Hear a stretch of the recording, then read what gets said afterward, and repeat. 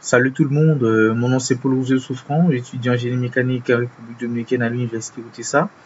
Donc l'objectif de cette petite vidéo, c'est de vous montrer comment réaliser ce schéma que vous voyez sur AutoCAD. Donc on n'aura pas vraiment le temps pour rentrer dans tous les détails possibles, mais on va justement vous donner une idée. Donc comme vous voyez sur le schéma, il y a un grand cercle de diamètre 180. Donc on va essayer de dessiner le premier cercle, le tout premier cercle de diamètre 180 et deux autres petits cercles de rayon 30 et l'autre de diamètre aussi 40. Donc, on va utiliser ce même centre pour dessiner les cercles et l'autre de rayon 30. Donc, voilà, rayon 30. Et il y a aussi une droite perpendiculaire partant du centre vers le bas. Voilà, une droite perpendiculaire partant du centre vers le bas. Il n'y a pas vraiment une mesure exacte, donc on va laisser ça juste là. Et ces deux petits cercles que vous voyez, de rayon 5, de rayon 15 pardon, et l'autre de diamètre 16. Rayon 15, mais cette fois on va utiliser cette intersection. Rayon 15 et diamètre 16. Diamètre 16. Voilà. Diamètre 16. Maintenant il nous reste à tracer des droites tangentes à ces cercles. Des droites tangentes à ces cercles.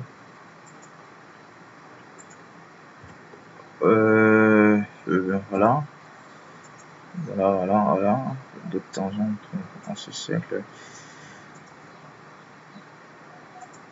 Comme je l'avais dit au début, c'est un schéma hyper simple, mais on n'a pas vraiment le temps pour pouvoir rentrer dans tous les détails. Mais j'espère tout simplement que vous compreniez le schéma. Et on essaie aussi d'aller plus vite possible afin d'économiser le peu de temps que nous avons pour réaliser ce schéma, parce que le temps nous est compté vraiment. Et voilà, c'est fini avec les doigts de tangente. Maintenant, il y a aussi un petit schéma à l'intérieur, mais pour le réaliser, il nous faut ces deux autres cercles de rayon 25 et l'autre de rayon 40. De rayon 25 et de rayon 40. Voilà, de rayon 40 d'abord et l'autre de rayon 25. Ouais, cette fois dans cette intersection. 25. Et voilà. Maintenant, on va passer cette commande, puisque mon application est en espagnol. Empalme, pour pouvoir décider. Et on va sélectionner rayon. On va sélectionner rayon 5 unités. Et puisqu'on va faire ça plusieurs fois, on va sélectionner aussi cette commande multiple. Et voilà, on va commencer. C'est simple que ça, c'est aussi simple que ça, mais voilà. Voyons. Il n'y a rien de compliqué là-dedans. Et on va essayer maintenant de couper les parties qui ne sont pas vraiment nécessaires. On commence. Voilà.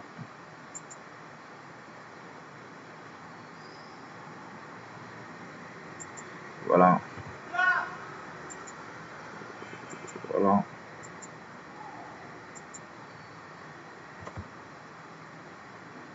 Voilà.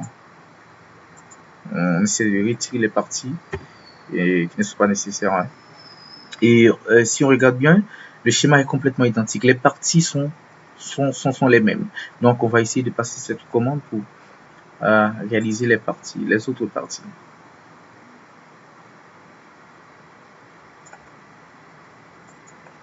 Et voilà. Et on va utiliser ce même centre. Donc on a seulement besoin de 3 éléments. 3 éléments. Voilà.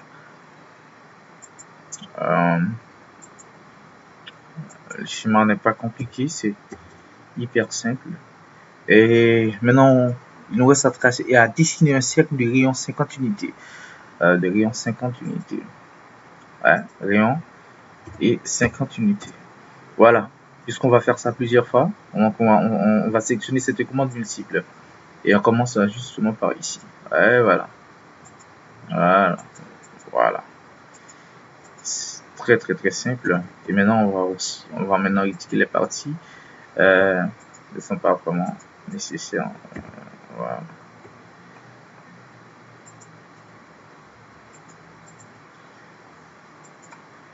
Voilà. Comme vous pouvez constater, le schéma est censé réaliser. Ouais, il y a presque, il y a pas vraiment aucune différence entre les deux schémas. C'est complètement identique. Et je vous dis déjà merci d'avoir regardé la vidéo. Et si vous aimez, n'hésitez pas à lâcher un like. Et c'est un plaisir pour moi d'avoir été avec vous. Je vous dis à la prochaine. Merci.